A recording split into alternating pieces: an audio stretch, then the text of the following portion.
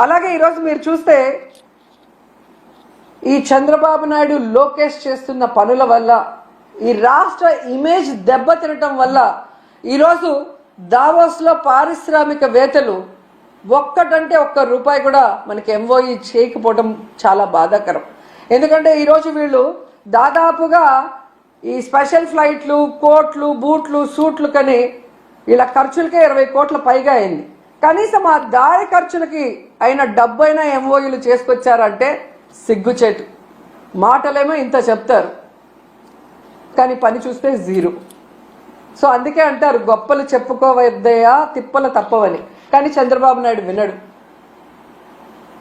ఈరోజు కేవలం తన కొడుకుని ప్రమోట్ చేసుకోవడానికే దావోస్కి వెళ్ళాడు.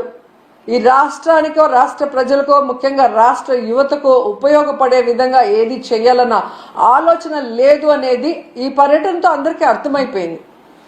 ఎందుకంటే అంత పెద్ద వేదిక మీద సీఎం చంద్రబాబు నాయుడు గారు మా రాష్ట్ర ఆర్థిక వ్యవస్థ చితికిపోయింది, చాలా పేద రాష్ట్రంగా మేము మిగిలిపోయాం అని అంత పెద్ద వేదిక మీద చెప్తే ఏ పారిశ్రామికవేత్త వచ్చి ఇన్వెస్ట్ చేస్తాడు? అసలు ఎందుకు అలాంటి మాటలు మాట్లాడాల్సి వస్తుందో నాకు అర్థం కావట్లేదు.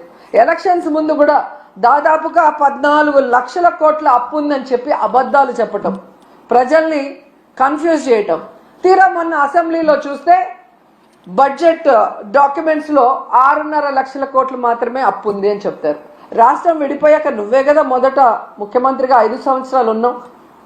నువ్వు ఎంత అప్పు చేసి దిగిపోయావు, 5 ఏళ్లలో మేము ఏం చేసామో చెప్పాలి కదా జనాలకి. కానీ బయట ఒకటి లోపల ఒకటి మాట్లాడటం.